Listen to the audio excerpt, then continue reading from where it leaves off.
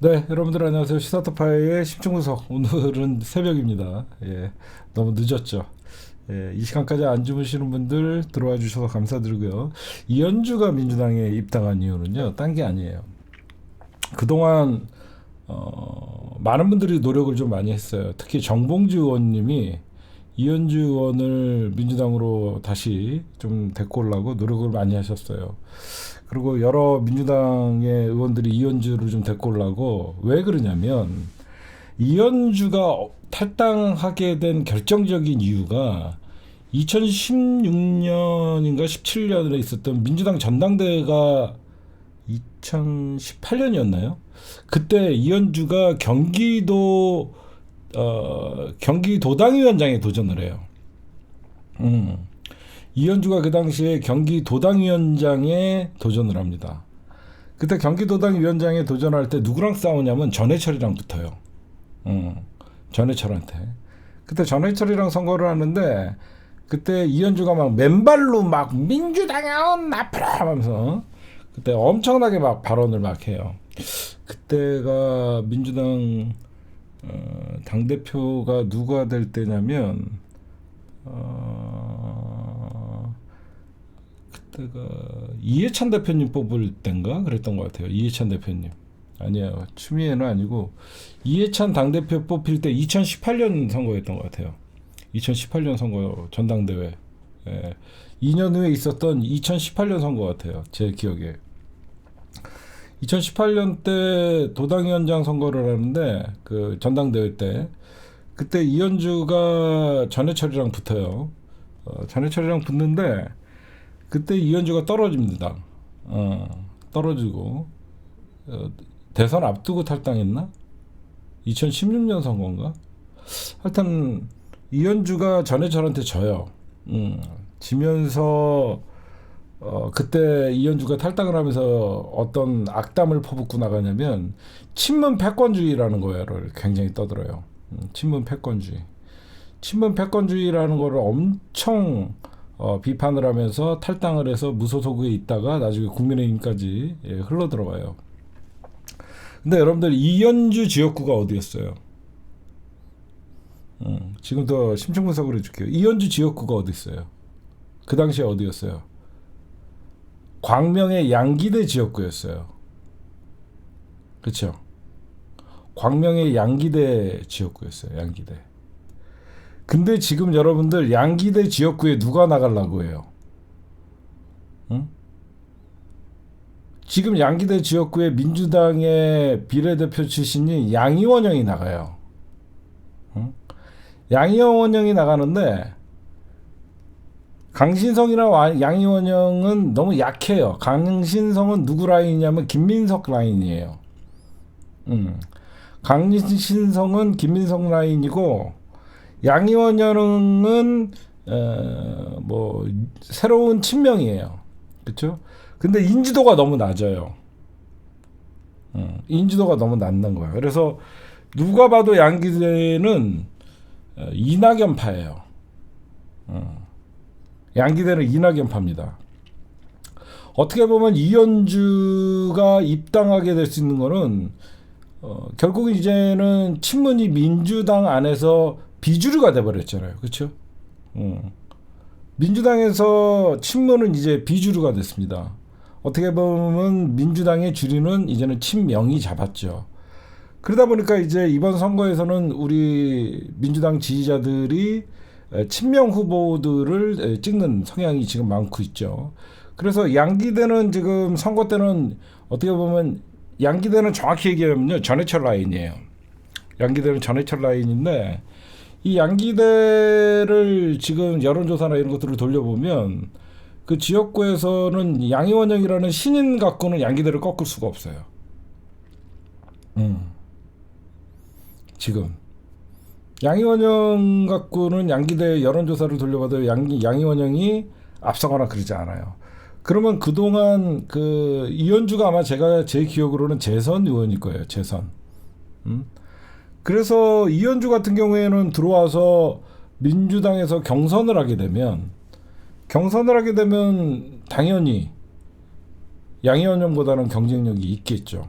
왜냐면 이현주 같은 경우에는 과거에 미운 짓을 하면서 국민의힘에 기어 들어간 게 결국 친문 패권주의를 주장을 했는데, 지금 친문이 어떻게 보면 과거의 친문은 우리에게 응원을 받고 지지를 받으면서 우리가 그 당시에 이현주를 굉장히 비판을 했지만, 지금은 친문이 오히려 민주당의 주류인 이재명 당대표를 인정을 하지 않고 있잖아요. 그러니까 제가 분석을 하면요, 그렇다고 해서 민주당에 입당을 한다는 것은 이현주도 이번에 국회의원 선거에 나가려고 입당을 하는 거거든요. 그래서 이재명 당대표가 권유를 했다라고 얘기하잖아요. 이재명 당대표님이 누가 봐도 말씀은 안 하시지만 이재명 당대표가 어떤 사람이 낙집한지 정확히 알고 있어요. 이재명 당대표님이 통합을 강조하지만 이낙연은 민주당을 위해서 단 한 번도 이재명을 위해서 선거를 뛴 적이 없어요. 누가 봐도 이현주는 국민의힘에서 비판적인 시각을 가지고, 그래서 여러분들 얼마 전에 누가 봐도 이현주가 이준석을 따라갈 거다라고 많은 사람들이 예상을 했는데, 이현주가 이준석 신당에는 합류하지 않을 거라는 이상한 말을 하잖아요. 그렇죠? 그때 여러분들은 좀 의아했을 거예요, 전부. 그래도 이준석 따라가겠지. 저도 그렇게 생각을 했어요. 근데 가만히 생각해 보니까 좀 기류가 이상하더라고요. 기류가. 아, 이현주 결국은 자기가 갈 지역은 광명이구나. 지금 광명에 누가 신청했지? 아, 양이완 형이 먼저 갖고 깃발을 꽂았구나. 지금 사실상 이현주는 광명에서 국회의원도 했고 자기 조직을 갖고 있단 말이에요. 그렇죠? 생각해봐요. 이현주가 광명에서 재선인가? 처음에 비례로 들어왔나?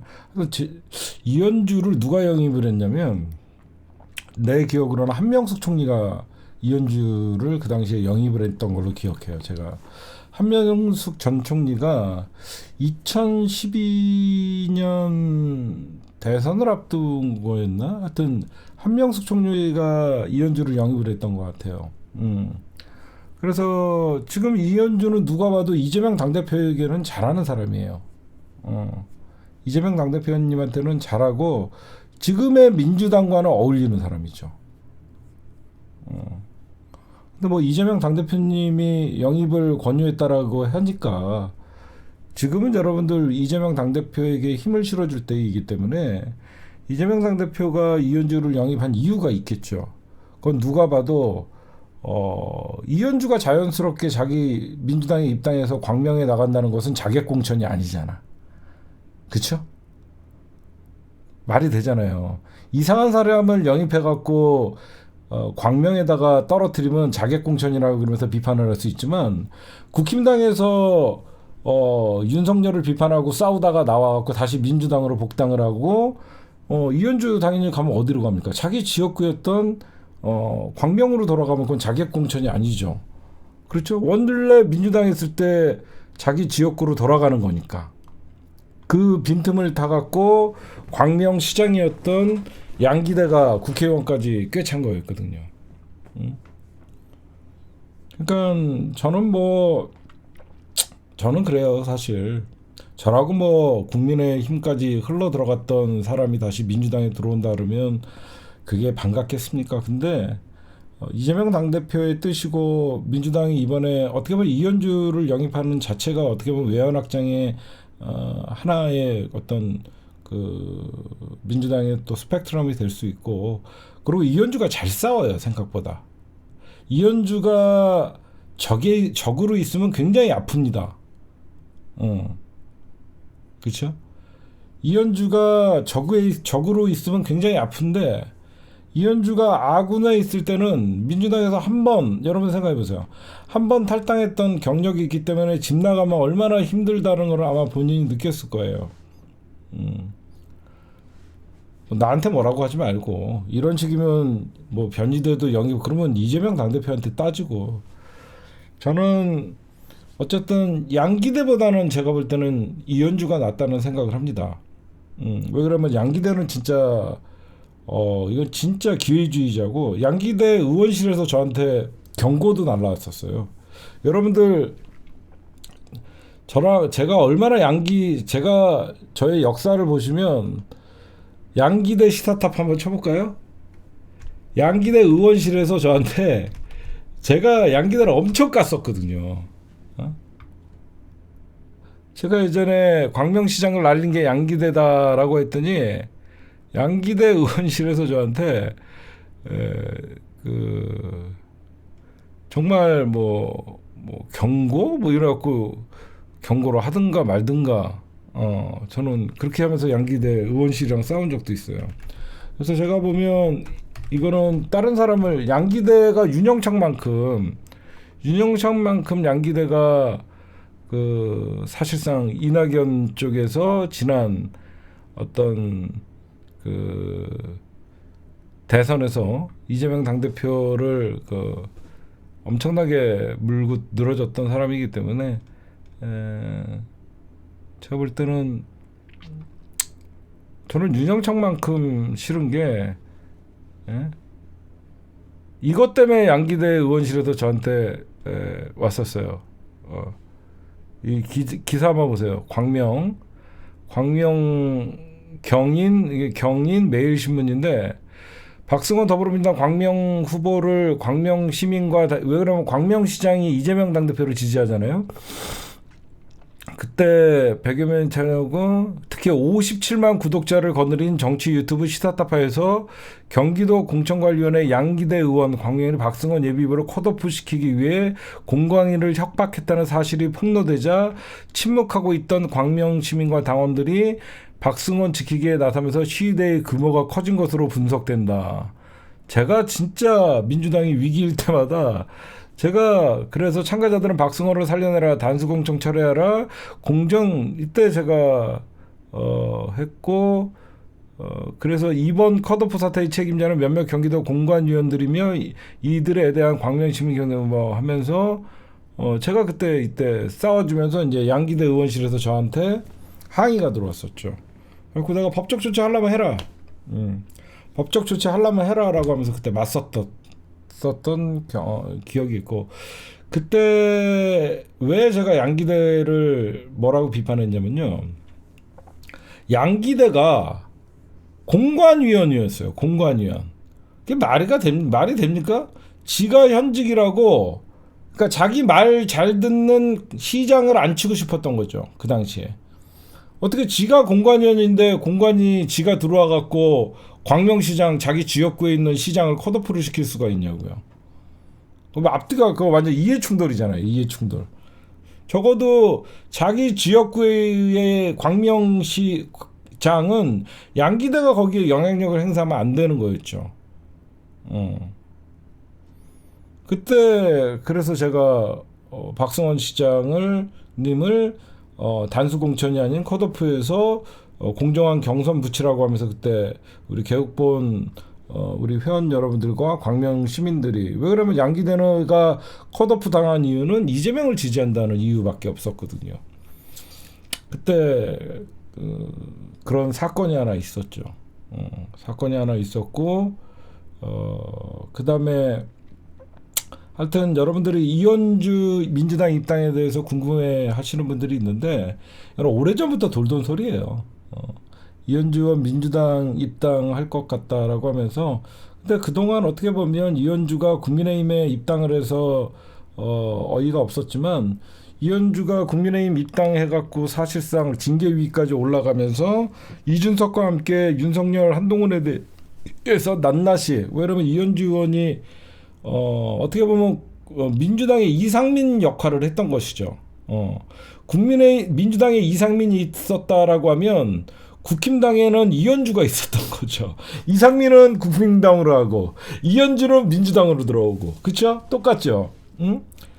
민주당에 이상민이 있었다 그러면 국힘당에는 이현주가 있어서 이현주가 국민의힘 소속이기 때문에 국민의힘 소속의 전 의원이 윤석열을 비판하고 한동훈을 비판하니까 더 언론에서 써주게 된 것이고 사실상 언론 유튜브뿐만 아니라 공중파에도 이현주가 많이 나와서 윤석열 정부를 국힘당 안에서도 비판한다라고 하면서 실질적으로 내부 총질이 됐고요. 그렇죠? 내부 총질이 됐잖아요. 왜 그러면 그동안 소속이 이현주가 국힘당이었기 때문에. 그래서 결국은 이제 이현주는 좀 국힘당 입당해서 돌아가는 걸 보니까 이건 진짜 민주적인 정당도 아니고 자기가 비록 민주당에서 탈당을 했지만 자기의 정체성은 민주당에 맞는다고 생각했고 그동안 본인이 친문 패권을 비판을 하면서 나왔는데 사실상 이제는 민주당 지지자들이 친문 패권을 사실 비판을 하고 있잖아요. 그래서 지금 입당하는 시기는 가장 좋은 것 같고 누구보다도 이제 총선을 앞두고 어떻게 해서든지 민주당에서도 공정 경선을 해야 되고 윤석열을 비판하는 어떤 그 민주 세력들은 다시 컴백홈에서 같이 싸울 수 있어야 된다라는 생각을 하고 이재명과 이현주는 잘 맞죠. 이재명과 이현주는 잘 맞을 수밖에 없죠. 여러분 이현주는 친문 패권을 주장하고 비판했었던 것이지 이재명 당대표를 비판하지는 않았으니까. 그래서 어떻게 보면 여전사죠. 이현주도 잘 싸우고 변호사고 그래서 아마 민주당으로 다시 돌아오지 않았나 그렇게 생각을 합니다. 앞으로 그 지역구나 그런 것들은 제 예상은 양기대, 양이원영, 그다음에 어떤 이현주 이런 3파전의 경선이 치러지지 않을까. 왜냐면 양이원영도 누가 봐도 친명, 새로운 친명으로 비례대표로 비록 등단을 했지만 좀 약한 면이 없지 않아 있어요. 그렇죠? 만약에 양이원영이 양기대랑 경선을 치러갖고 양이원영이 진다라고 하면 우리는 정말 양기대는 진짜 저는 민주당 사람이 아니라고 생각해요. 기회주의자라고 저는 개인적으로 생각합니다. 또 뭐 이걸 어디까지나 제 개인적인 생각이기 때문에 양기대 의원실에서 또 저에게 뭐 항의 메일이나 뭐 문자가 와도 얼마든지 반론의 기회를 드리겠습니다. 제가 생각하는 이현주의 입당은 지금 총선을 앞두고는 어떤 아군들을 좀 모아야 되는 필요성이 있기 때문에 저는 그렇다라고 여러분들에게 좀 말씀드립니다. 모르겠어요. 이현주 의원이 부산에 갈 가능성 잘 모르겠습니다. 그거는 저는 광명에서 경선 붙을 확률이 좀 많다라고 생각해요. 개인적으로는 뭐 만약에 뭐 부산에서 어디 출마해 달라라고 하면 뭐 이현주가 나갈 수도 있겠네요. 왜 그러면 국힘당에서도 인지도가 어느 정도 있고 근데 또 민주당에서 탈당했다 국힘당으로 갔다 민주당으로 오면 또 그 지역에서는 또 배신자 프레임이 또 씌워질 수 있기 때문에 그건 모르겠어요. 이현주 의원이 부산이 고향이긴 하지만 그건 민주당 지도부에서 공관위에서 어떻게 좀 잘 처리하시겠죠. 총수님이 반대할 줄 알았는데 아니에요. 저는요. 평소에 그러니까 지금이 전쟁 상황 저는 총선은 전쟁이라고 생각하거든요. 총선은 전쟁이라고 생각하는데 이게 전시 상황이 아니면 당연히 저는 평소에 이현주가 민주당에 다시 들어온다 그러면 반대를 했겠죠. 근데 양기대라는 사람에 대해서 제가 좀 알기 때문에 양기대만큼은 광명을 또다시 광명의 국회의원 자리를 주는 것은 오히려 독버섯을 키우는 거라고 저는 개인적으로 생각을 하고요. 어쨌든 이재명 당대표를 위할 수 있는 사람이 들어온다 그러면 그리고 이재명 당대표께서 지금 어떤 입당 권유를 했다라고 하는데 지금 여기저기서 이재명 죽이려고 난리인데 여러분들이나 나까지 지금 이재명 당대표가 어떤 선택을 한 거에 대해서 마음에 안 든다 그래서 지금 당대표를 흔들면 안 된다고 생각하기 때문에 저는 총선 때는 어떻게 해서든지 한 명이라도 우리 편 저는 무조건 뺄셈의 선거가 아니라 덧셈의 선거가 돼야 된다고 생각하기 때문에 저는 이재명 당대표의 어떤 영입 의지 그리고 영입 생각이 다 있으시겠죠. 저는 양기대보다는 이현주가 훨씬 낫죠. 그리고 이현주 전 의원이 어디 나가서 국힘당을 이기고 당선된다 그러면 그것만큼 좋은 일이 어디 있습니까? 그렇죠? 저는 국힘당을 이길 수만 있다 그러면 저는 괜찮다고 생각해요.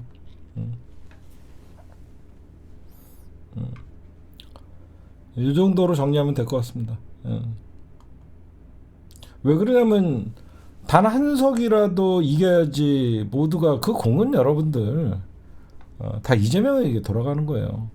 이재명으로 총선 못 치른다라고 했던 이낙연이나 탈당파들 개망신 당하는 거 아니에요. 그렇죠?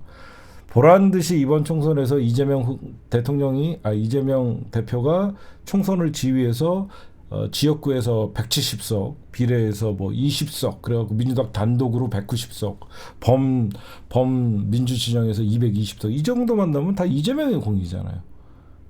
그렇잖아요. 안 그래요? 이재명이 공이 되잖아요. 이재명이 버티고 총선까지 흔들림 없이 지휘했기 때문에 이재명이 결국 그러면 여태까지 이재명 뭐 사법 리스크 이재명의 어떤 이번 이재명 때문에 민주당의 지지율이 오르지 않는다 이런 사람들 얼마나 뻘쭘해지겠어요. 결국은 총선 승리에 우리가 목표를 둬야 된다라고 여러분들에게 좀 말씀드리고 싶어요 저는. 그리고 여러분들 이번 총선 제가 무엇보다도 중요시하는 게 우리가 친문 그리고 친낙 그리고 친문이라고 모두가 나쁜 게 아닙니다 여러분들. 친문이었다가 친명으로 자연스럽게 넘어오신 분들도 많고 그리고 자기 본인의 의사를 표현하지 않으면서 중립지대에서 멀리서 또 이재명 당대표를 지지하는 사람들도 있고 그렇죠? 그거는 모두가 여러분들 정청래 의원님 같이 본인의 정치적 색깔을 드러내지는 않아요. 그래갖고 무조건 비명은 다 죽여 이렇게 하면 선거 큰일 나는 거고요. 그렇죠? 제가 이번에 가장 중요시 생각하는 거는요. 친명파리하는 의원들이 더 위험합니다. 적어도 더민주혁신회의라는 원외 지역위원장들이 조정식 사무총장의 사퇴를 요구하는 것은 있어서는 안 되는 일이에요. 지금 이재명 당대표께서 법원에 영장 기각이 된 다음에 가장 신경 썼던 게 사무총장 자리였거든요. 그래서 사무총장도 이재명 당대표가 어떤 국회에서 가결이 됐을 때 박광온과 조정식 사무총장이 사표를 냈었어요. 사표를 던지고 박광온이는 사실상 날아가고 조정식 사무총장을 어떻게 보면 이재명 당대표가 얼마나 믿으면 재신임을 해서 사표를 반려를 했습니다. 그렇죠? 이재명 당대표가 조정식 사무총장의 사표를 반려를 했어요. 박광원이 같은 경우에는 선출직이기 때문에 본인이 사퇴하면 그만이에요. 선출직은 본인의 사퇴 의사에 따라서 당대표의 의지와 상관없이 사퇴를 하게 돼 있습니다. 박광원이 사퇴의 비하인드 스토리는 박광원이가 사퇴를 안 하면 연판장을 돌리려고 했어요. 국회의원 몇 명 이상이 사퇴를 요구하면 그에 대해서 응당한 조치를 취해야 되는 거예요. 민주당 안에서. 연판장에 어떤 조짐이 있으니까 박광원 너 책임지고 원내대표 사퇴하라는 연판장 돌리라는 움직임이 있으니까 박광원이 이러다가 개망신 당해갖고 쫓겨나겠다라고 싶어서 박광원이가 미리 진짜 사퇴를 선언을 했지만 처음에는 박광원이가 나갈 생각이 없었대요. 처음에는 박광원이가 나갈 생각이 없었는데 민주당의 초선 의원들을 중심으로 박광원 책임론을 하면서 연판장을 돌리려고 하니까 박광원이 이러다가는 진짜로 개망신 나면서 쫓겨날 것 같아서 스스로가 이제 사퇴를 했던 거고 조정식 사무총장 같은 경우에는 이재명 당대표가 임명을 한 거기 때문에 임명직이었어요. 임명직이었기 때문에 그 임명한 사람이 사표를 수리를 하지 않으면 사퇴가 안 되는 거였어요. 그래서 민주당에서 이재명 당대표께서 법원의 영장이 기각된 다음에 조정식 사무총장의 사표를 반려를 했던 거예요. 그러니까 그런 내용, 앞뒤 내용을 여러분들이 조금 아시면 될 것 같고요. 그만큼 이재명 당대표는 조정식 사무총장을 신뢰를 하고 이번 총선에서 누가 봐도 조정식 사무총장이 여러분의 사무총장이라는 자리는 어떤 권한을 갖고 있냐면요. 한마디로 돈을 관리하는 거예요. 선거비, 선거 자금. 여러 가지 민주당의 가장 중요한 선거를 앞두고 있는 조직의 어떤 돈줄을 잡고 있고 거기에 보이지 않는 공천권을 어떤 영향을 끼칠 수 있는 자리죠. 그러다 보니까 저는 이해할 수가 없어요. 이재명을 위하는 지지 모임이라는 더민주혁신회의 거기에 원외 지역위원장들의 모든 원외 지역위원장이나 모두 전국 더민주혁신회의 모두가 그러지는 않겠죠. 이거는 누군가 일부가 조정식 사무총장을 지금 흔들면 됩니까? 응? 조정식 사무총장을 지금 흔들면 되겠냐고요. 어떻게 보면 민주당의 총선을 앞두고 당대표만큼 중요한 사무총장 자리를 불출마를 선언하라 이렇게 어떻게 보면 조정식은 이번에 당선되면 여러분들 6선의 국회의원이 돼요. 6선의 국회의원이 되면 어떻게 보면 민주당이 일당이 될 거는 사실상 우리가 좀 예상을 하고 있기 때문에 국회의장에 도전을 할 수도 있는 분인데 이 어떻게 보면 민주당의 조정식을 날리려고 하는 것은 국회의장도 사실상 날아갈 수밖에 없는 그런 자리이기 때문에 저는 여러분들에게 다시 한번 말씀드리지만 진짜 이재명 당대표를 위해서 정말 성남시장 시절부터 동고동락하고 싸웠던 여러 많은 정치인들도 있고 사실 이재명 여러분들 잘 생각해 보세요. 제가 까놓고 얘기할게요. 이재명 당대표께서는 사실 2018년 이전까지만 해도 민주당이 그냥 성남시장 지자체장일 뿐이었죠. 그렇죠? 지자체장일 뿐이었죠. 그때 여러분들 어떻게 보면 조정식 의원이나 뭐 많은 의원들 3선 이상의 어떤 배지를 달고 있던 사람들은요.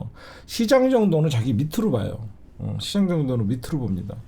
근데 그랬던 사람들이 이제 점점 이재명이라는 당원과 지지자들이 응원하는 그런 정치인을 받아들이고, 그렇죠? 당 대표는 어떻게 보면 민주당의 어른이잖아요. 그러니까 그런 분들이 있는 방면에 이재명이 많이 컸네라고 하면서 이재명을 인정하지 않고 이재명을 여전히 깔보는 이낙연이나 그런 사실상 국회의원들은 여러분들 그러니까 지자체장들을 무시합니다. 왜? 자기가 그 지역구에서 기초 어떤 지자체장을 자기가 마음에 드는 사람을 심으려고 하거든요. 그러니까 어떤 일이 있냐면요. 국회의원을 하다가 지자체장을 가면요. 그 현직 국회의원이 오히려 그 지자체장한테 협조를 구해요. 이게 정치가 어떻게 돌아가냐면 내가 만약에 3선을 하다가 만약에 어디 시장에 도전을 했어요. 그렇죠? 3선을 하다가 시장에 도전하면 그 현직 그 지역의 국회의원 초선 같으면 인사를 와요. 거꾸로. 근데 단 한 번도 국회의원 배지를 달아보지 않은 어떤 뭐 기초의원 3선 연속하다가 시장에 도전을 그러니까 한마디로 기초의원 하다가 시장에 도전해서 당선되는 사람은 그 지역의 국회의원이 좌지우지하려고 해요. 그 지역의 그 어떤 국회의원이 시장을 깔보는 거죠. 국회의원 경력이 없다라고 하면서. 그 피해자가 누구냐면 광명시장이었던 거예요. 그래서 광명시장 같은 경우에는 양기대 어떤 지가 먼저 시장을 하고 국회의원을 했다 그래갖고 양기대는 자기 계파의 자기 라인의 사람을 어떤 시장에 앉히기 위해서는 3년 연속 최우수 등급을 받았던 시장을 컷오프 시키고 자기 사람을 심으려다가 사실상 그게 발칵 뒤집혀갖고 지난 지방선거에서 난리 한번 소란이 났던 것이고 그러다 보니까 지금 민주당에서 이제 제가 얘기했잖아요. 변방에서 중심으로 들어오는 과정을 보면 많은 재선 국회의원 정도만 돼도 이재명 하면 그냥 시장, 변방의 장수 이렇게 취급하다가 이재명 당대표가 이제 성남시장에서 2018년도에 경기도지사가 되면서 여러분들 경기도지사나 서울시장 이제 대권 후보로 이제 자리매김했죠. 예전 같은 경우에는 서울시장이 대권으로 들어가는 어떤 교두보가 됐지만 경기도지사 같은 경우는 그 서울시장보다 약간 밑으로 봤지만 어느 순간 이제 서울의 인구보다 경기도의 인구는 1,000만을 넘고 1,100만까지 거의 됐고 서울시의 인구는 이제 1,000만이 무너졌죠. 거꾸로. 그러다 보니까 경기도가 사실 표심을 가장 많이 좌지우지하는 가장 큰 광역단체가 돼버렸죠. 그래서 경기도지사도 이제 대권의 그 어떤 교두보가 됐죠. 그래서 이재명 당대표가 성남시장을 하다가 이제 경기도지사에 도전할 때 누구나 이재명 정도는 더 큰 정치를 해야 된다. 왜 이런 얘기가 나왔었냐면 민주당의 역사에 대해서 잘 모르시는 분들에게 좀 간단하게 설명을 해드릴게요. 성남도지사를 하실 때 성남시장을 하실 때 많은 성남시에서 가장 울림이 있었던 정책이 뭐냐면요. 교복을 무료로 성남에서는 나눠줬어요. 여러분들 기억나시죠?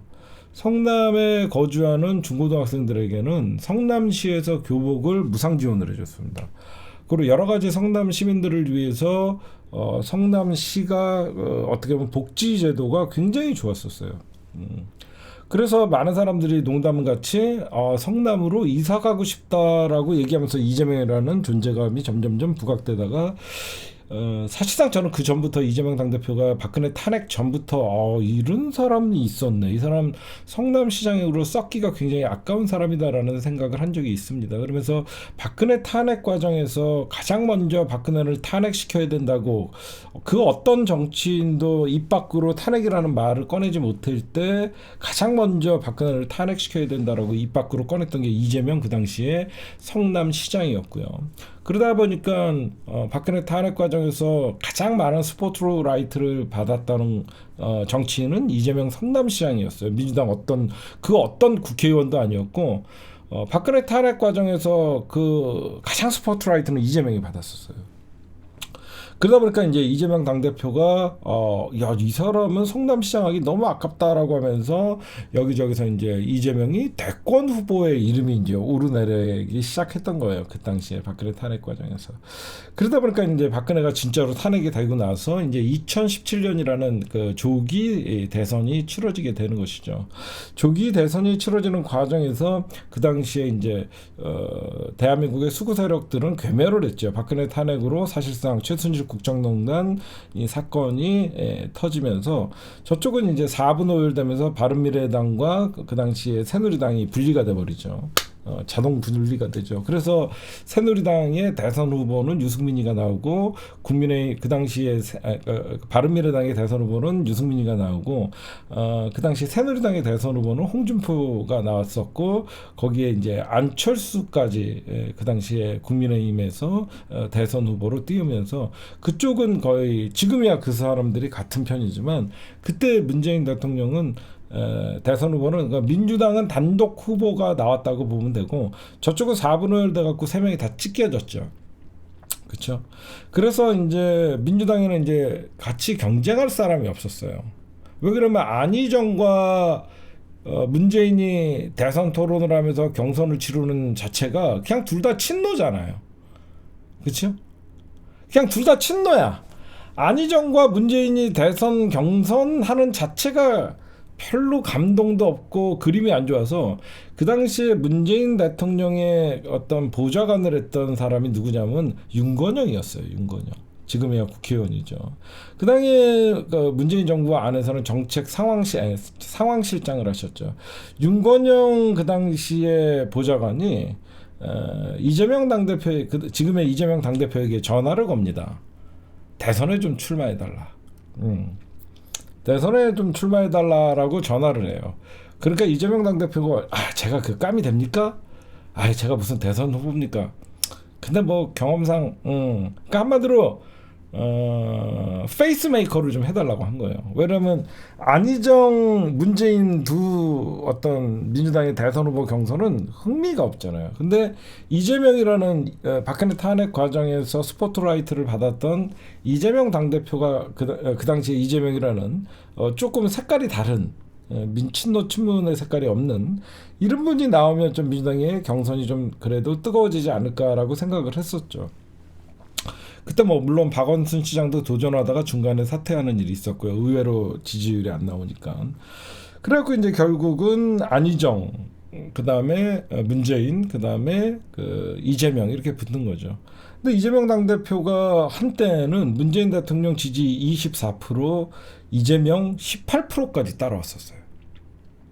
그러니까 그 당시에 이제 이재명 캠프에서 야 좀만 하면 되겠다, 좀만 하면 되겠다. 그러니까 그냥 페이스메이커로 나왔다가 와 이거 의외로 열광을 하네. 그래갖고 이재명 왜 그러면 연설에 있어서는 문재인이 이재명을 따라갈 수가 없어요. 연설에 있어서는 문재인이 이재명을 따라가지 못하는 거예요. 그래서 민주당 어떤 대선 후보 경선 과정에서 그 지역을 돌면서 얘기하면 완전 사이다 발언을 막 하다 보니까 이재명의 지지율이 사실상 처음에 한 5% 나왔거든요. 한 5% 정도 나오다가 5%, 8%, 10%, 11%, 13%, 15%, 18%까지 턱밑까지 추격을 하니까 그 이재명 그 당시에 캠프 안에서 야 잘하면 될 것 같아 이런 말이 돌기 시작했던 거예요. 그래서 이제 오바를 조금 했었죠. 그 이재명 당대표님이 그 당시에 대선 끝나고 문재인 대통령에게 죄송하다라고 하면서 유시민 장관이 사회 보는 자리에서 안희정, 유시민, 이재명 이렇게 그 당시에 제가 그 현장 촬영을 했던 아마 영상이 아직 남아 있습니다. 그러면서 우리가 이제 대선을 마치고 그렇게 선거가 끝났었죠. 그 다음에 이제 이재명이라는 후보는 여러분들 그냥 경기도지사가 깜이 안 되는 사람이 도전한 게 아니라 이미 민주당 안에서 문재인 다음에 넘버 2가 돼 있었어요. 이런 얘기 누가 해주겠어? 그 당시에 늘 현장에서 따라다니면서 이재명 당대표를 찍고 문재인 대통령을 찍고 그랬던 제가 잘 알죠. 그때 사람들은 갑자기 성남시장에서 경기도지사에 도전한 게 아니라 성남 시장 시절에 이미 이재명은 문재인 대통령과 대선을 겨뤄서 턱밑까지 쫓아갔던 그런 기억이 있기 때문에 당연히 2018년 그러니까 문재인 대통령 선거가 2017년에 끝나고 나서 그 다음에 있는 지방선거에서는 자연스럽게 이재명 당대표의 거취가 논의되기가 시작했던 거예요. 그래서 이재명 당대표가 당연히 민주당의 어떤 경기도지사 후보로 나올 거라는 낙점을 했죠. 그래서 경기도지사 후보가 딱 됐을 때 이제 이재명을 이제 경기하기 시작했던 게 이제 전해철이었죠. 왜 그러면 그 당시에 민주당의 경기도당 위원장이 전해철이었어요. 민주당의 경기도당 위원장이 전해철이었어요. 민주당의 경기도당 위원장이 전해철이었기 때문에 그 당시에 이제 이재명 당대표와 경선을 치러야 되는데 이재명은 당연히 자기가 경기도당 위원장이고 자기가 경기도에서 주식을 갖고 있다라고 생각했는데 당연히 그 당시에 이제 자기는 친문이고 그 당시에 그래서 당연히 이길 거라고 생각했는데 이재명이라는 당대표가 굉장히 셌었죠. 제가 왜 이 얘기를 하냐? 지난 대선에서 대장동 사건을 터뜨린 건 이낙연 캠프라고 이미 진실이 나왔죠. 그때 김여경 여사의 노무현 대통령 의혹을 제기했던 게 전해철 캠프였어요. 똑같은 거였어요.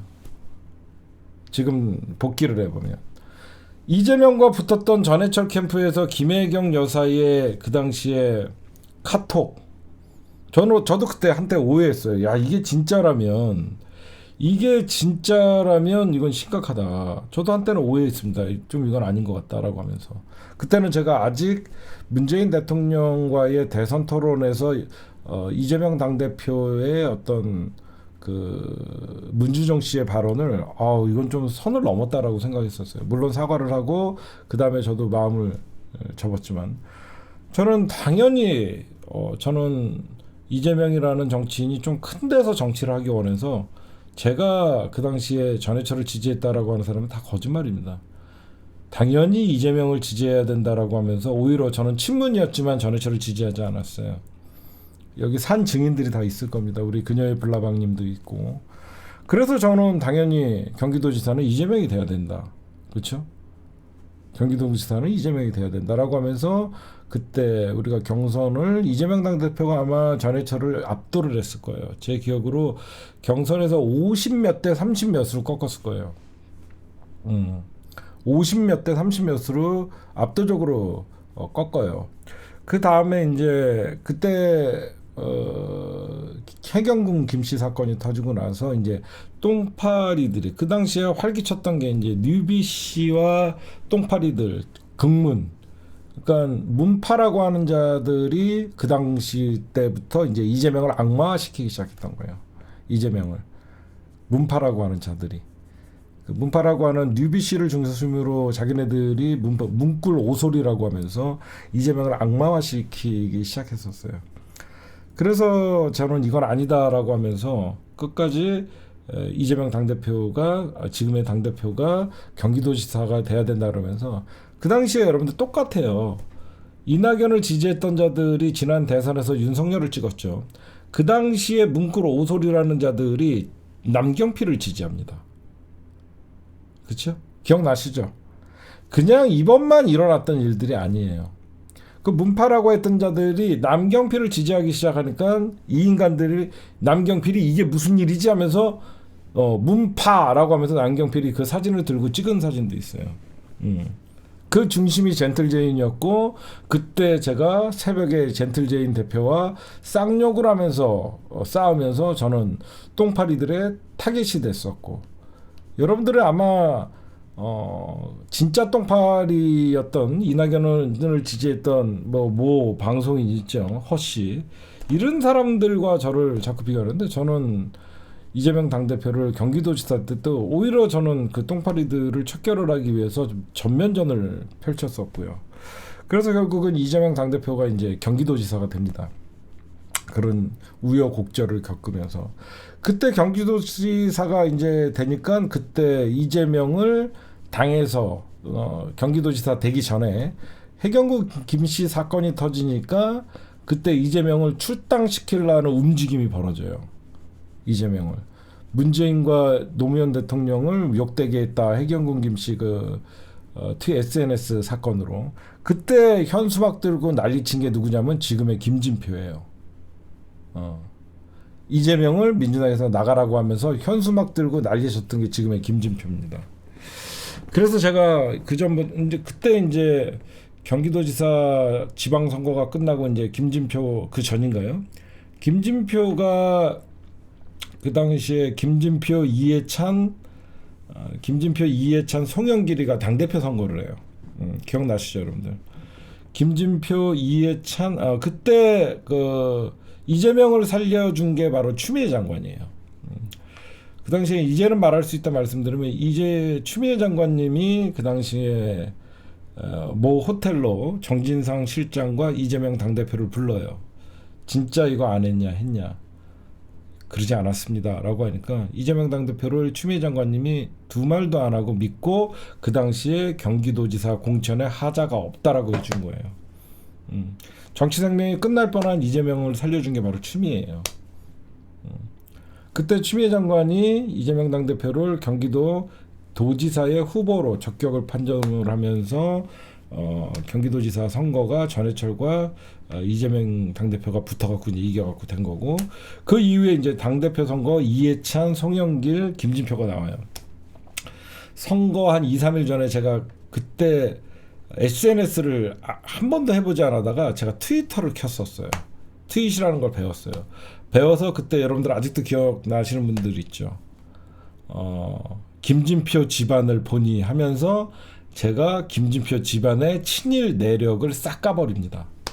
김진표 와이프는 삼성 일가의 비서실 출신이고, 김진표 와이프의 오빠는 안산시장을 하면서 수많은 안양시장인가 안산시장을 하면서 친일파의 땅을 물려, 지의 할아버지가 친일이에요.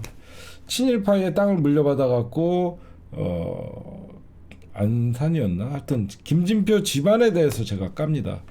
까고 나서 이제 똥파리들이 저를 죽이려는, 이제 완전 그때 제가 김진표도 저를 법적 대응한다고 하고, 제가 여러분들 그냥 10년의 세월을 보낸 게 아니라 민주당의 주요 선거 때마다 그때 제가 이제 집중 공격을 받으면서 제가 이제 트윗을 접어버리죠. 잠깐 시작했는데 팔로워가 엄청났어요. 막 내가 글 한 번만 쓰면 막 좋아요, 막 리트윗이 몇백 개, 막 몇천 개가 달렸었어요, 옛날에. 그렇고 나는 이게 트윗이 신기하구나. 그래갖고 막 괜히 어그로도 끌어보고 막 그랬더니 나중에 재미가 없더라고요. 그래서 제가 김진표 집안 내력을 깠었죠. 그랬더니 그것도 취재했던 거예요. 다 취재해갖고 까고, 결국은 그게 이제 민주당 선거에 김진표 친일 집안이었구나. 아마 여러분들 김진표 와이프의 집안이 친일 집안이었던 거예요. 그래서 김진표 집안을 들여다보니, 그거 잠깐 어디 인터넷에 찾아보면 아직 있을 수도 있어요. 김진표 집안을 들여다보니 하면서 제 트윗을 누군가가 박제를 했을 수도 있어요.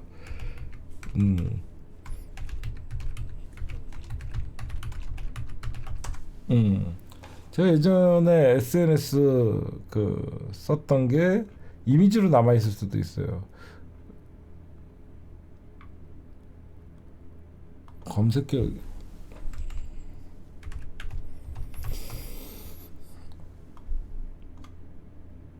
김진표 시사타파 쳐볼까? 자, 경제진표 김진표입니다. 하여튼 이게 잠깐 몇 년도 사진이니 하면서 제가 사실 그때 엄청 싸우면서 똥파리들에게 공격을 많이 당했었죠. 그때 그 팁 혹시 기억하시는 분들 있을 거예요. 그래서 김진표가 이제 당대표 선거에 도전했는데 이해찬 당대표 그 당시 어떻게 됐냐면 또 정치 비하인드 스토리 좀 얘기해 줄게요. 이해찬이 죽어도 안 나온다는 거야. 이해찬이 죽어도 안 나온다는 거야. 근데 그 당시에 송영길도 믿을 수 없는 사람이었어요. 그렇죠? 송영길도 2018년이었나? 그때 믿을 수 없는 사람이었어. 송영길도. 그 다음에 김진표는 더더욱 믿을 수 없는 사람이었고. 왜냐면 그때 당대표가 2020년 총선을 지휘를 하는 자리였어요. 굉장히 중요한 자리였습니다. 그 당시 당대표가 되는 사람이 2020년 총선을 지휘하게 되기 때문에 김진표를 믿을 수 없었고 송영길을 믿을 수 없었기 때문에 그때 이해찬 좀 나와달라 부탁한 사람이 바로 최민희예요. 최민희 의원님, 그리고 누군지는 얘기 안 할게요. 우리 뭐 김어준 총수 뭐 이렇게 하면서, 그래서 이해찬 대표님이 결국은 수락을 해줘셔갖고 그때 뒤늦게 이제 당대표 선거에 뛰어들었죠. 당대표 선거에 뛰어들어갖고 결국은 당대표가 되셨죠. 그래갖고 2020년 총선을 이해찬 대표가 이끌었던 거예요, 여러분들. 지금 민주당의 스토리를 제가 여러분들 이제 민주당의 여러분들 비하인드 스토리 이런 거 참 그런 거 보면 민주당의 어떤 굉장히 중요할 때마다 어떻게 하다 보니까 저도 거기에 지나가게 되더라고요. 중심에 서 있었고. 그냥 제가 그냥 뭐 2019년 촛불 이후에 뭐 민주당에 관해서 어떤 일들을 했던 게 아니라 그냥 희한하게 나는 그냥 내가 민주당을 너무너무 사랑해갖고 좋은 사람들이 정치했으면 좋겠다는 생각을 가지고 그렇게 지냈는데 희한하게 민주당의 아주 중요한 변곡점에 항상 나도 거기 지나가고 있더라고요, 여러분들.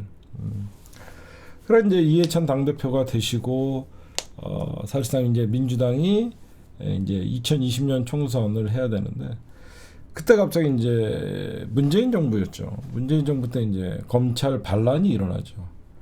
검찰 반란이 일어났을 때 여러분들 아마 그냥 서초동 촛불이 그냥 일어난 게 아니에요.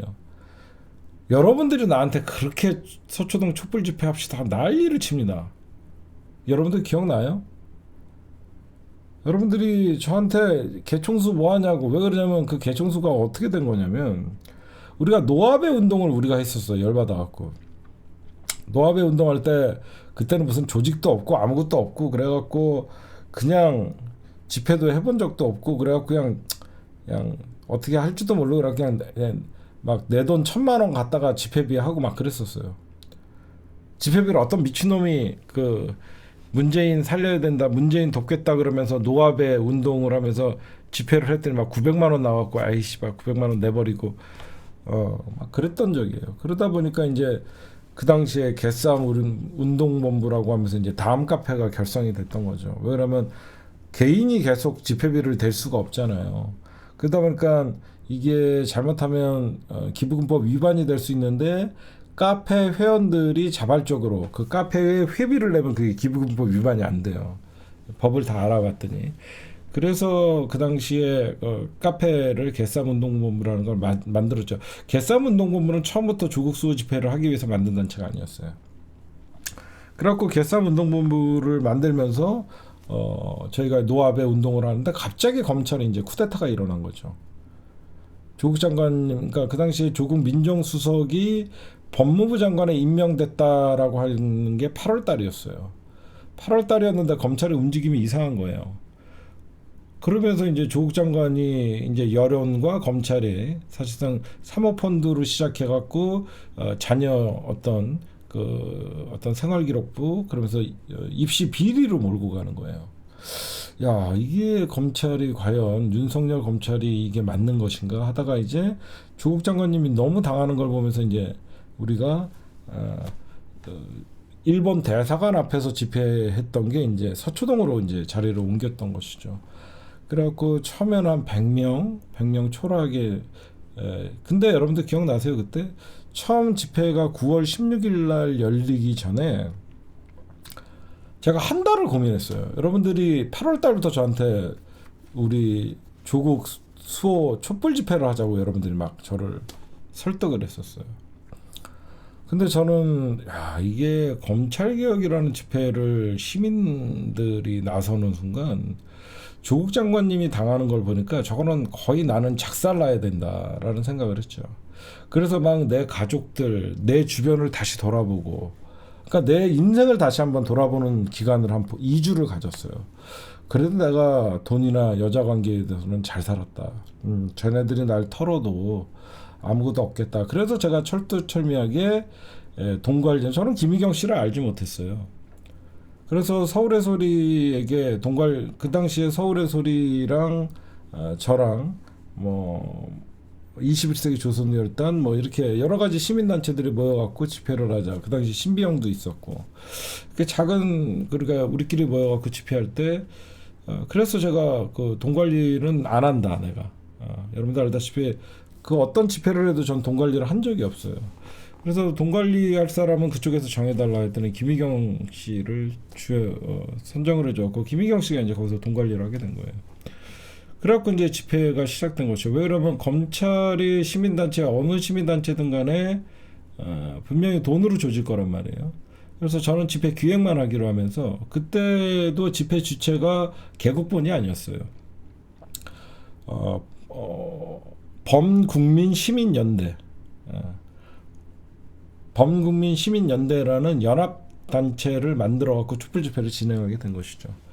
그때 그래서 우리가 이제 2019년에 그렇게 조국수 촛불 집회가 엄청난 화력으로 이어졌고, 결국은 조국 장관님도 아까도 잠깐 말씀하셨지만 그초 서초동의 촛불은 본인의 가족들을 살렸다라는 말도 하시고, 그래서 이제 그 당시에 민주당이 할 수 있는 일이 뭐였냐면, 그때 민주당이 여러분들 123석밖에 갖고 있지 않았어요. 민주당이 123석밖에 갖고 있지 않았기 때문에 민주당이 공수처를 통과시켜야 되는 역사적 사명을 갖고 있었어요. 윤석열의 검찰을 견제하기 위해서는 공수처라도 일단은 통과를 시켜야 된다. 왜 지금의 공수처가 이렇게 힘없는 공수처가 됐냐면, 민주당이 만약에 그 당시에 150석 이상의 절대 과반을 갖고 있었다 그러면 공수처의 규모가 어마어마하게 커질 수 있었을 거예요. 근데 그 당시에 민주당이 123석이라는 반드시 그 당시에 야당의 협조를 얻어야만 공수처를 통과시킬 수 있었기 때문에 사실상 공수처법이 누더기가 됐어요. 공수처법이 누더기가 되면서 공수처 자체가 규모도 되게 작아지고, 검사들이나 공수처장 뭐 이런 것들이 민주당이 양보를 많이 할 수밖에 없었어요. 민주당이 양보를 할 수밖에 없죠. 의석이 안 되니까. 그렇게 하면서 이제 공수처가 통과가 되고, 제가 그 당시에 촛불 집회를 기획을 하면서 가장 신경 썼던 게 뭐냐면, 누구나 촛불을 들 수 있다. 그러나 그 수많은 사람들이 어떤 6개월간 들었던 촛불에 결국은 결과물이 있어야 된다가 저의 판단이었어요.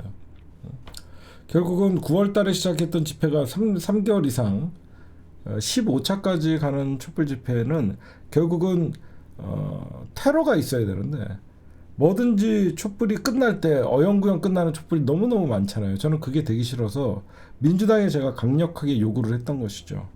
그 당시에 검찰개혁 특위 공동위원장이었던 이종걸 의원님한테 공수처는 꼭 통과해야 됩니다. 수백만의 촛불의 염원이다라고 하면서 이제 민주당이 그때 이제 바뀌기 시작했죠. 공수처 설치를 사실상 민주당은 21대 총선 이후에 하려고 그랬어요. 처음에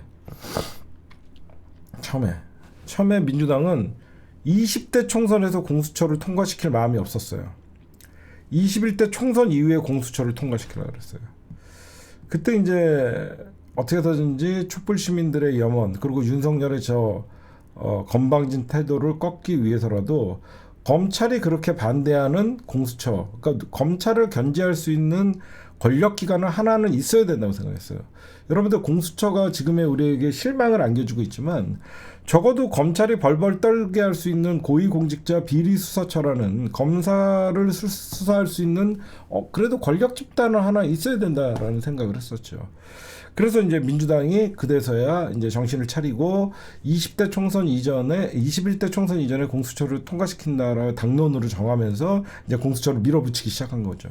그래서 결국은 12월 15일 날 공수처법이 국회에서 통과가 됩니다.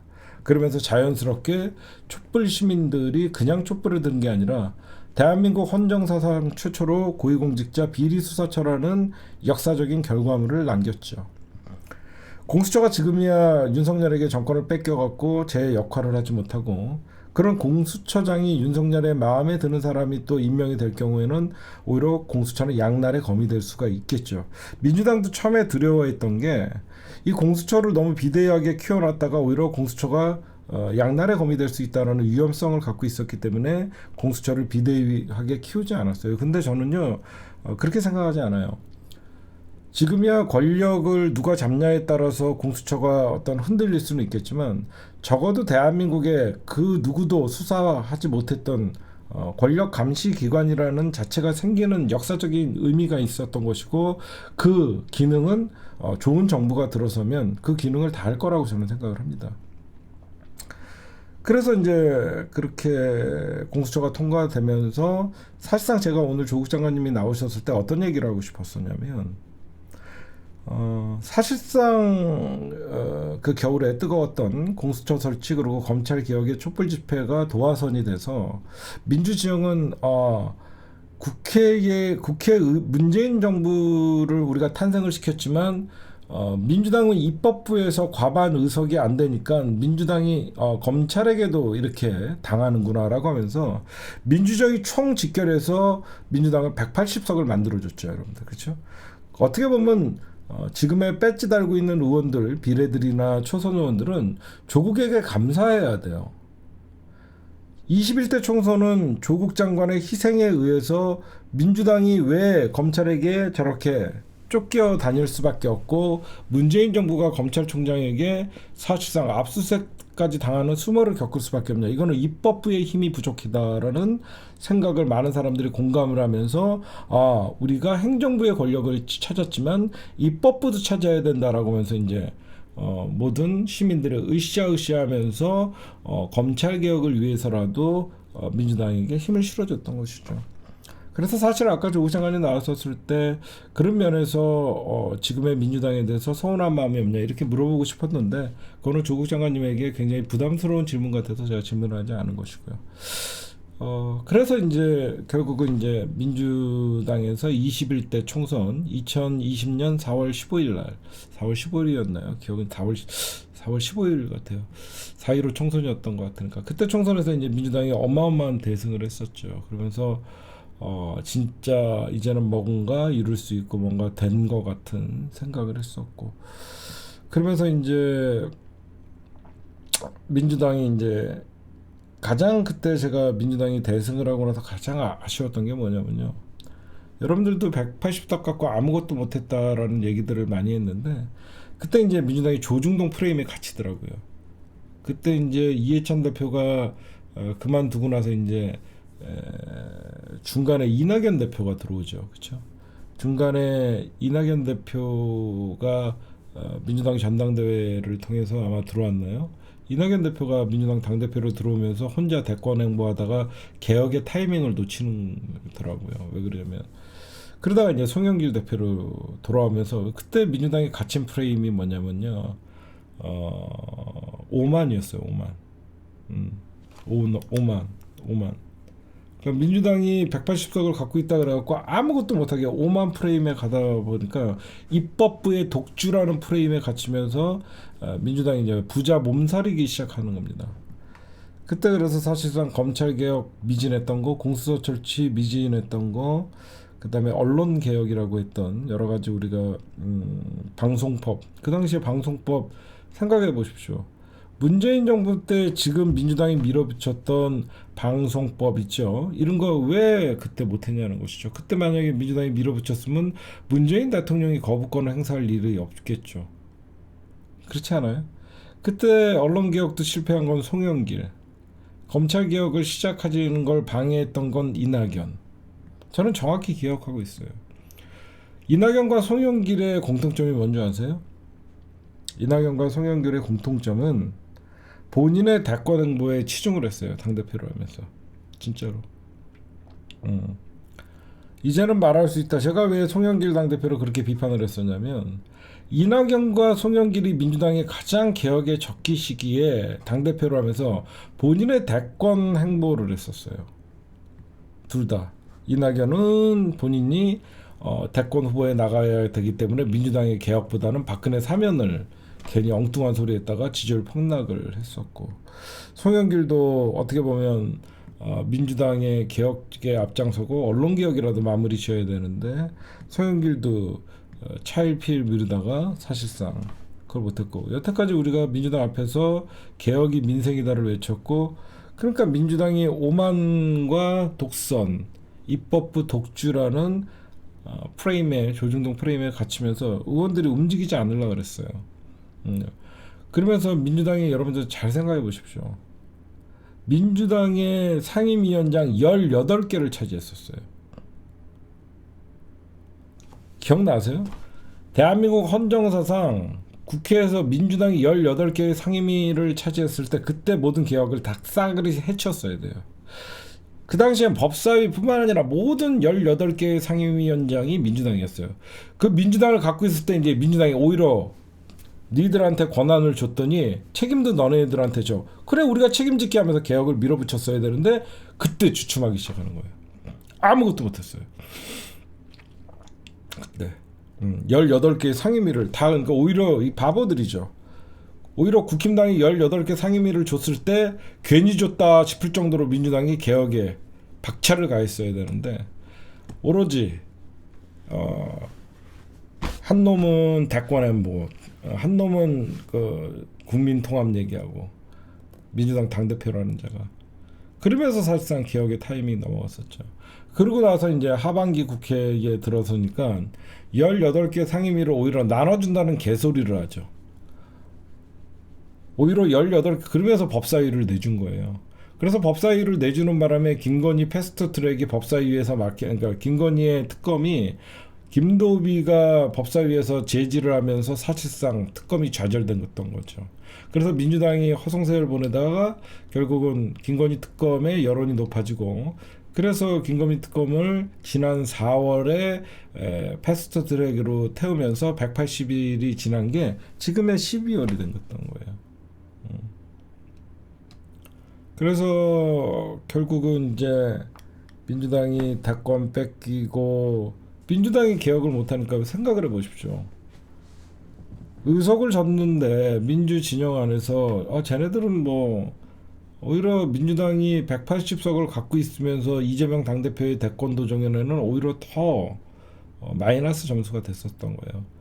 힘이 있을 때 힘을 쓸 줄 아는 민주당이 되면 조중동도 무서워하고 방송법 그때 막 밀어붙이고 종편 하나 날렸어야죠. 그렇죠? 종편 날리고 그 과방위에서 종편 날리고 방송법 개정하고 여러 가지 개혁적인 작업들을 하고, 검찰개혁 미진했던 거 검경 수사권에 6개만 남겨놓고 하는 게 아니라 아예 검사들의 검사 자체를 공소권과 기소권 검사로 분리를 하고, 여러 가지 우리가 그 당시에 많은 비판을 했었죠. 그러면서 그런 개혁의 어떤 미진함에 있어서 문재인 대통령이 일부 욕을 먹는 것이고요. 그런 욕을 먹어도 저도 아무리 제가 문재인 대통령을 지지했다 그래도 욕 먹을 건 먹는 거에 맞다라고 저는 생각하는 입장이고요. 그러면서 우리가 이제 결국은 대선에서 어떤 이재명 당대표가 이낙연과의 경선 과정에서 치명타를 입죠.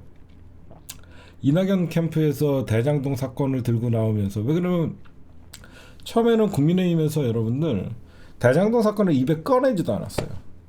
왜 국민의힘에서 대장동 사건을 입에 꺼내지도 않았냐면, 그 당시에는 박근혜 정부에서 성남시장이 할 수 있는 일은 별로 없었거든요. 그렇죠. 이재명 성남시장 시절에는 박근혜 정부였어요. 그 대장동이 시작됐던 시기가. 근데 이재명 당대표 당연히 지네가 권력을 잡고 있고 행자부 장관, 이재명은 그냥 야당의 일개 지자체장일 뿐이었는데 그래서 성남시장이어서 할 수 있는 게 별로 없었습니다. 그래서 국민의힘은 대장동이라는 거 아예 시작도 안 했어요. 왜냐면 이거 괜히 꺼냈다가 그 당시에 박근혜 정부였고 그 국토부 장관이나 이런 것도 자기네가 깨진다고 생각을 했죠.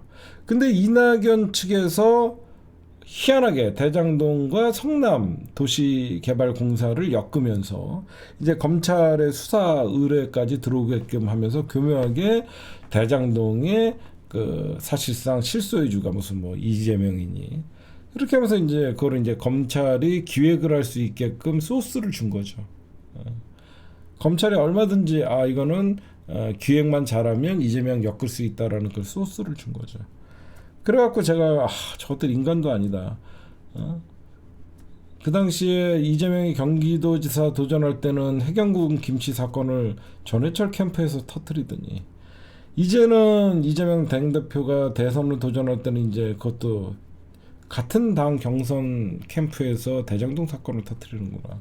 저 사람 새끼들 아니구나 싶었고 결국은 경기도지사 선거 때도 남경 필직을 하고 주장했던 놈들이 결국은 지난 대선에서도 이재명 당대표와 이낙연이 경선에서 이낙연이 떨어지니까 결국은 경선 불복이죠. 자기 지지자들을 윤석열 지지를 하게끔 하는 것이고요. 그러다가 이제 민주당 여태까지 이재명이라는 그 당시에 제가 무슨 얘기를 하다 여기까지 왔냐면 이재명 당대표가 변방의 장수에서 민주당이 중심이 되는 과정을 여러분들에게 설명해 드리는 겁니다. 혹시나 뭐 여러분들은 잘 알고 있을 테지만 저만큼 그 중심에 있었고 그 희한하게 그 시대에 우연히 제가 길을 걷다가 이런 어떻게 보면 관련이 돼 있었다 보니까 여러분들이 모르는 사실을 제가 좀 말씀드리는 거고 그러다 보니까 이제 민주당의 대선 후보가 됐고 대선 선거에서 떨어지게 됐던 것이죠. 이재명 당대표가 그 당시에 대선에서 저한테 부탁한 게 있었어요. 왜냐면 누가 봐도 저는 친문이잖아요. 그렇죠? 이동영 작가가 이재명 당대표랑 제일 친하잖아요. 근데 이동영 작가는 민주당보다 이재명을 더 사랑하는 사람이고 저는 민주당을 사랑하면서 당연히 저는 민주당을 더 사랑합니다. 왜냐면 국힘당을 증오하는 사람이니까. 그러다 보니까 저는 당연히 민주당의 그 누가 되든지 대권 후보가 되면 국민의힘 후보를 이기면 그 사람을 저는 올인을 하죠. 그러니까 이재명 당대표가 저를 SNS를 쳤던 이유는 누가 봐도 시사타파 이종헌은 친노 친문의 어떤 그 오랫동안 기자이자 어떤 민주시장의 스피커로 있는 사람이라서 그 당시 경선 이후에 이낙연 지지자들 일명 똥파리라고 했던 자들이 이탈 조짐이 보이니까 저를 조금 앞세웠던 것이죠. 저를 앞세워갖고 제가 여러분들도 그래서 만약에 여러분들 제가 똥파리가 됐다고 생각하십시오. 제가 만약에 똥파리였다 그러면 분명히 저를 비판하는 안티들도 생겼지만 또 저를 좋아하는 팬들은 저를 따라서 이낙연을 지지할 수도 있잖아요. 그렇죠? 그럴 수도 있잖아요. 만약에 제가 똥파리와 이낙연과 같이 결혼했다 그러면 저의 또 골수 팬들 일부는 대부분 저희 시청자들은 민주당을 사랑하는 사람이니까 이성적으로 저를 비판을 하고 떠났겠지만 그래도 일부는 또 저와 같이 이낙연을 지지할 수가 있거든요. 그렇기 때문에 저는 당연히 자연스럽게 친문 스피커로서 친문이 결국은 친명이다라는 어떤 상징성이 있던 사람이에요. 그래서 그 당시에 대선 경선이 끝나고 나서 이재명 당대표께서 저를 급하게 호출을 해갖고 제가 그때 카니발에서 여러분들 방송을 했던 것이고요. 그 이후로도 저는 끊임없이 그 갈라치기를 금기시했던 거고요. 그러다 보니까 이제 민주당 이제 대선이 끝나고 여러 가지 얘기들이 있었어요. 이재명 당대표의 이제 앞으로의 정치 행보를 어떻게 해야 되나. 처음에는 지금 생각하면 저는 이재명 당대표께서 인천 계양에 도전한다는 건 처음에 반대했어요. 근데 그게 제가 틀렸다라고 느낀 게 저는 처음에 이재명 당대표가 개항에 도전하는 거는 정말 이건 좀 아닌데 싶어갖고 저는 솔직히 내심 반대를 했습니다. 근데 이왕 도전한 건 나중에 지지를 했죠. 왜 제가 반대를 했었냐면 제 생각이 틀렸다고 생각했냐면 이재명 당대표의 입장을 제가 이해를 하지 못했어요. 지금은 이해할 수 있어요. 좀 급해 보였어요. 대선이 끝나고 이재명 당대표의 행보가 좀 급해 보였어요, 저는. 근데 저는 왜 이제, 그러니까 한 1년 정도 지나고 나니까 이재명 당대표가 그렇게 할 수밖에 없었던 이유를 알았죠.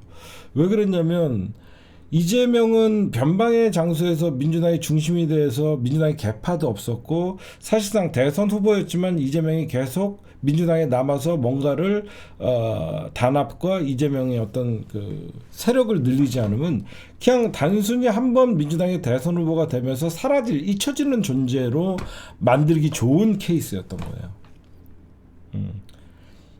이낙연이야 대선 깨지고 나서 지는 민주당의 어떤 국무총리고 어떤 5선의 어떤 정치적인 경력이 있기 때문에 내세울 수 있는 게 있었지만 이재명 당대표는 국회의원을 한 적도 없고 잠깐 인기몰이에 대선 후보를 댔고 대선 떨어졌으면 대선 패배에 치고 찌그러져라 이런 분위기더라고요.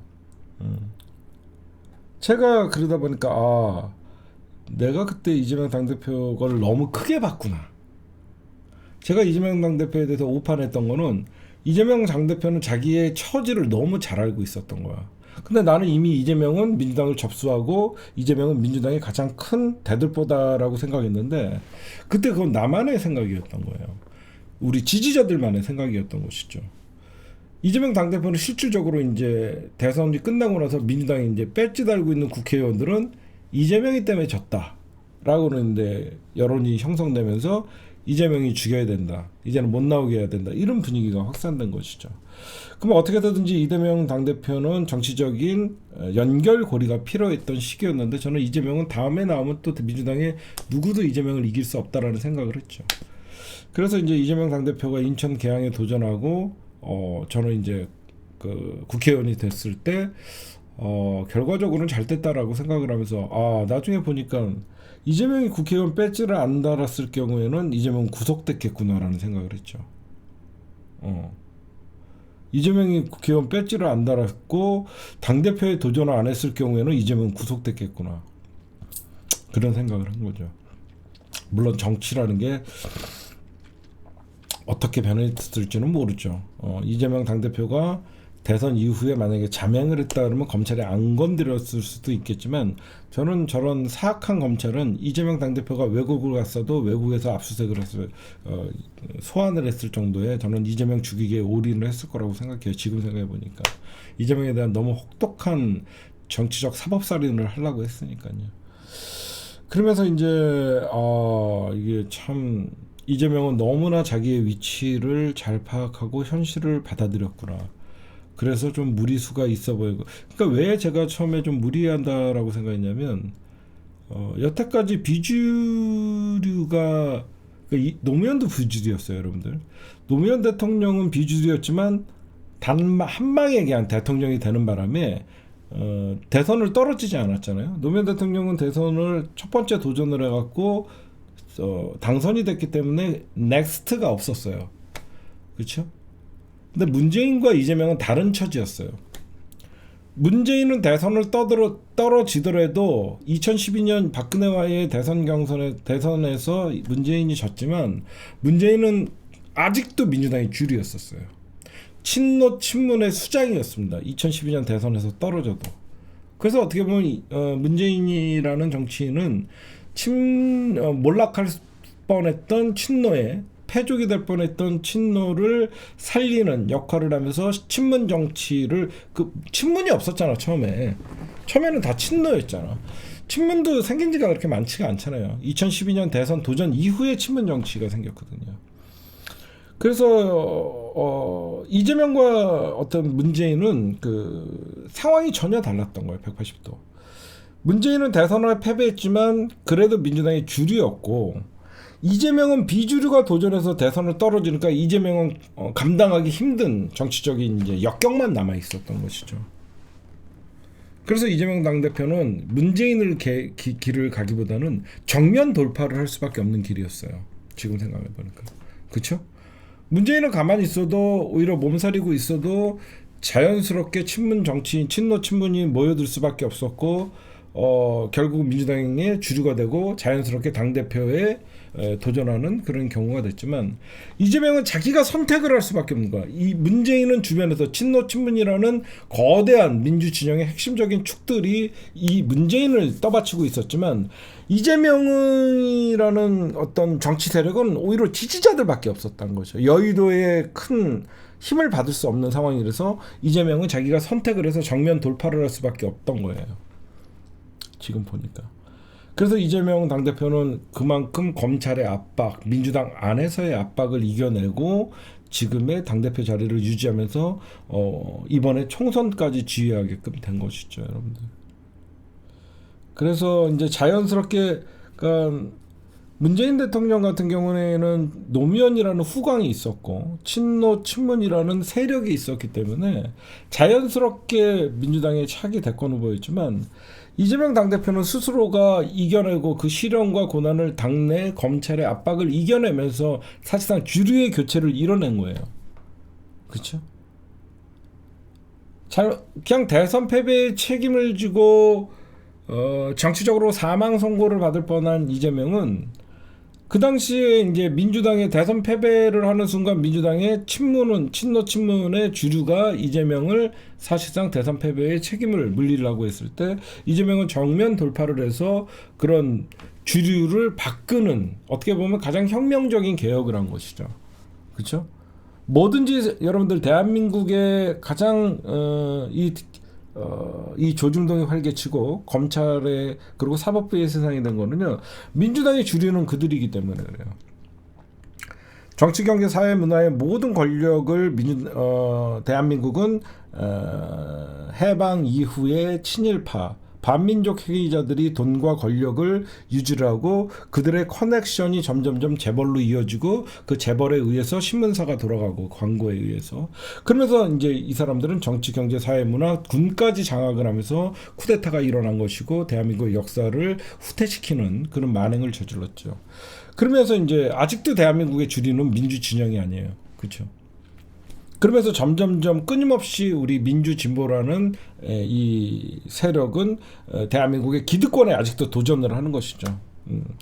언젠가는 쓰러지겠지라고 하면서 조중동과 재벌 그리고 사법부의 카르텔, 검찰 카르텔에 끊임없이 도전하는데 그들의 견고한 결국은 자본주의 사회에서 돈을 지배하고 돈을 지배하니까 결국은 권력을 지배하고 권력이 있으니까 돈과 권력이 결국은 언론을 지배하고 이런 사회에 끊임없이 민주당은 그런 민주당이 5년짜리 권력을 잡았을 때 온갖 대한민국의 기득권들이 자기네들의 기득권을 지키기 위해서 민주당의 행정부의 권력을 물어뜯는 것이고요. 그러다 보니까 우리가 이런 생각을 하잖아요. 왜 쟤네들은 권력을 잡으면 언론이 알아서 빨아주고 재벌이 알아서 기어주고 알아서 군대라는 조직들이 충성을 하고 경찰이 충성을 하고 왜 민주정이 권력을 잡으면 저 사법부도 반발하고 검찰도 반발하고 언론도 죽이려고 왜 그러냐.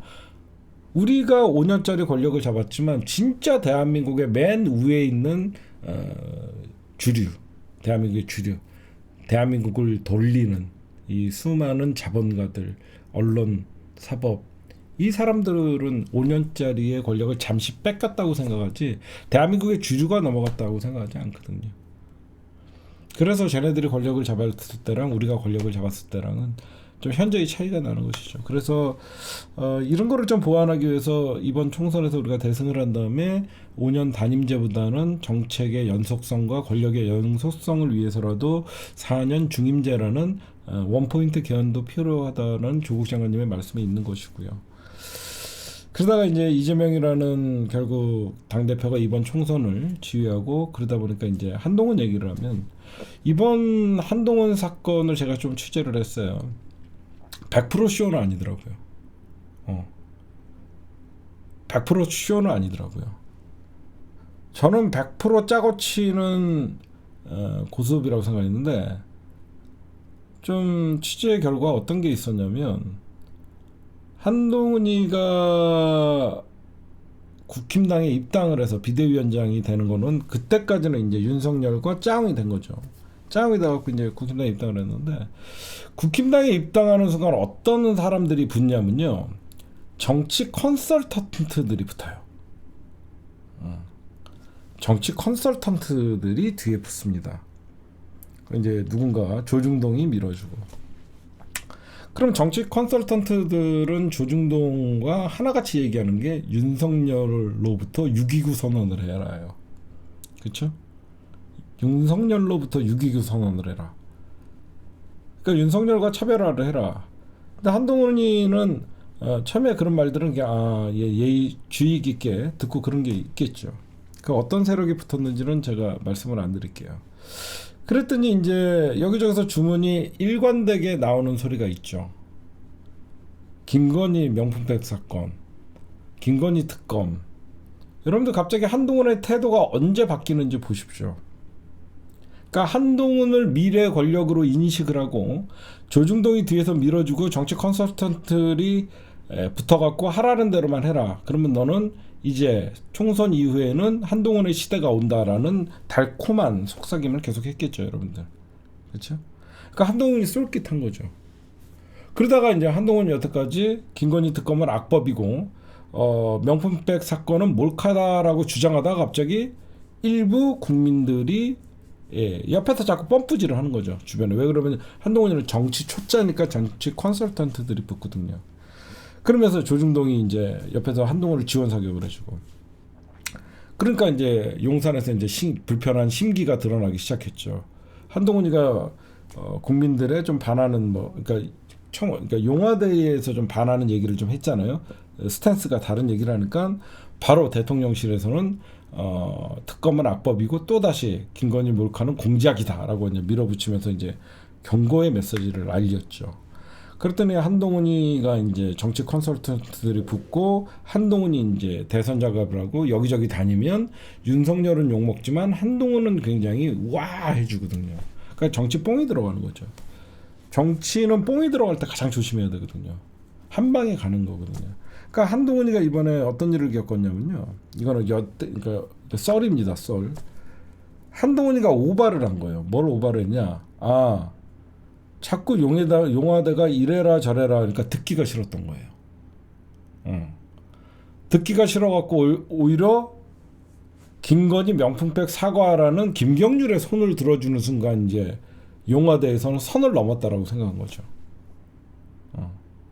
김건희의 명품백 수사라, 사과라 이렇게 하는 김경률의 손을 한동훈이가 들어주니까 저 새끼가 미쳤나 이게 된 거죠.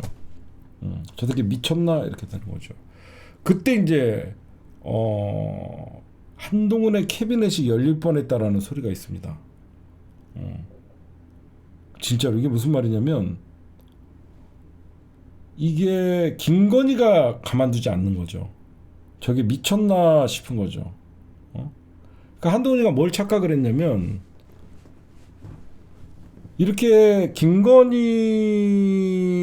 디올백은 사과해야 된다라고 하면 국힘당의 주류 세력이었던 친윤들이 자기를 쫙 따라올 줄 알았다는 거야.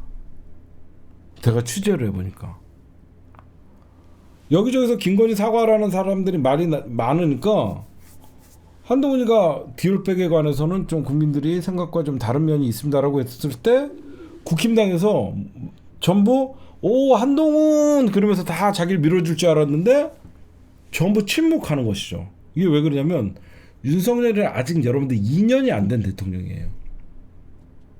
윤석열은 아직 2년이 안 된 대통령이었다 보니까 윤석열이가 여러분들 살아있는 당대표 선거, 그러니까 당원들이 뽑은 당대표도 날리는 힘을 갖고 있는데 한동훈이, 그러니까 윤석열이랑 용화대가 대통령실로 확 붙어버리니까 그때 나온 소리가 뭐냐면 네 자식들도 한번 까볼까? 이거였다는 거예요.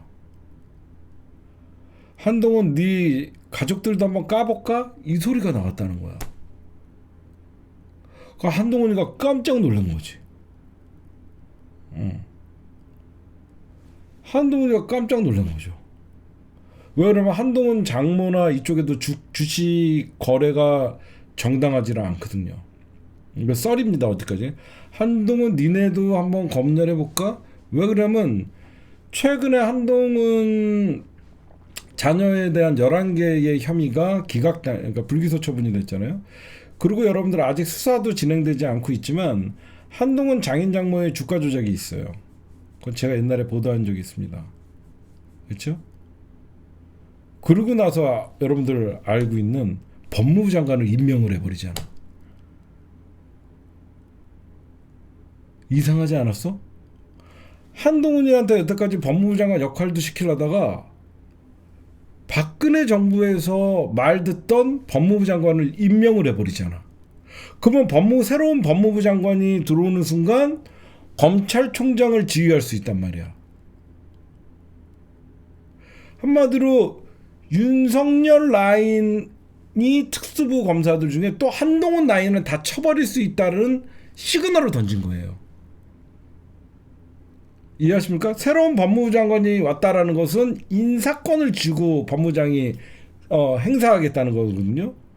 그러니까 새로운 법무부 장관이 오는 순간 검찰 내부에서 또 한동훈과 친한 라인을 날려버리는 순간 한동훈은 죽는 거거든요. 그러니까 어떻게 보면 영린을 건드리는 순간 대통령실이 아직 3년 살아있는 권력이기 때문에 검찰 조직 정도는 쥐고 흔들 수 있거든요. 그러니까 검찰총장뿐만 아니라 이제 줄줄이 한동훈과 같이 짜웅했던 인간들을 날릴 수 있는 거죠. 그리고 여러분들 검찰의 기류가 좀 이상해요. 왜 검찰총장을 바꾸려고 하냐면요. 그것 때문에 바꾼다는 게 아니라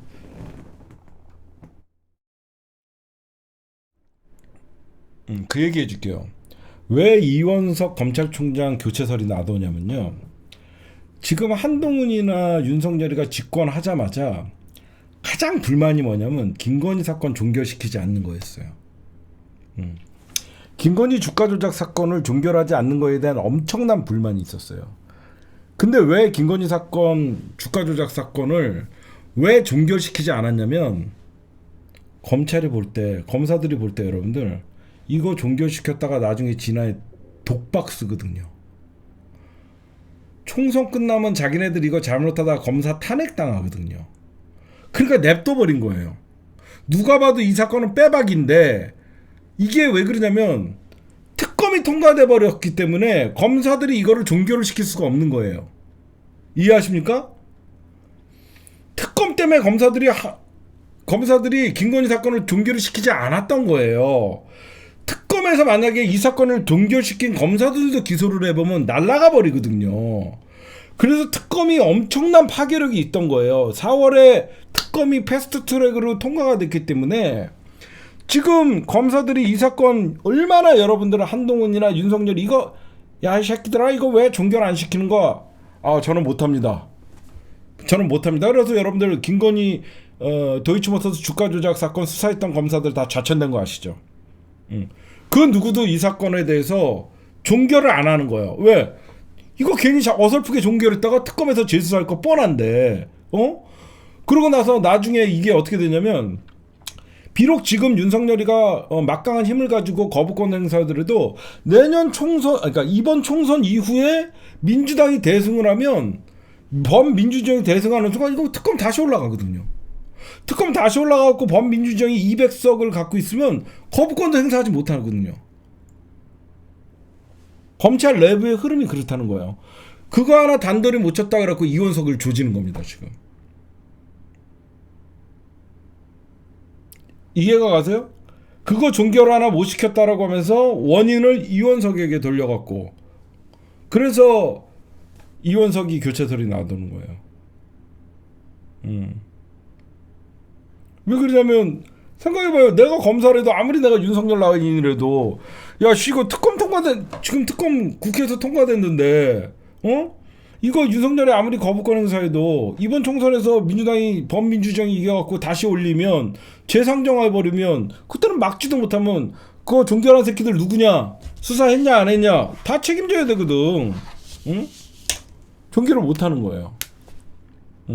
그래서 방치를 해버린 거죠. 그랬더니 그 불만이 오빠 저 새끼들 뭐야? 왜 내 사건 종료를 안 시켜? 동훈이는 뭐 한대? 그러면서 한동훈이에 대한 불만도 쌓였다라고 하더라고. 한동훈이 뭐 하는 거야? 어? 왜 법무부 장관이면서 얘네들 뭐 하는 거야? 진짜 이게 됐대요. 그래서 여러분들이 왜 이번 총선이 중요한지 여러분들 굉장히 중요하다라고 어떻게 하다가 옛날 스토리를 얘기하다 보니까 여기까지 왔네요. 하여튼 이번 처음에는 어떻게 보면 그 연습 대련으로 시작했다가 한동훈 뒤에 누가 있나 봤더니 조력자가 붙었다는 걸 알고 대통령실이 확 붙어갖고 한동훈 가족 한번 털어볼까라는 썰이 있었다고 합니다. 그래서 바로 한동훈이가 오늘 여러분들 어떻게 했죠? 대통령과의 신뢰관계를 유지하고 있다라고 하면서 납작 엎드렸죠. 그러고 나서 김건희 디올백이나 이런 소리 아무도 얘기 안 하잖아요. 그냥 폴더 됐잖아. 형님 오셨습니까? 너 좀 맞자 이 새끼야. 너 열차 타. 자리 있습니까? 타 이 새끼야. 타 이 새끼야. 이거 된 거예요. 하여튼 오늘 제가 취재한 거는 이거 굉장히 여러분들 고급 정보입니다. 굉장히 이거 신뢰할 만한 쪽에서 나온 정보예요. 네, 오늘 방송 여기까지.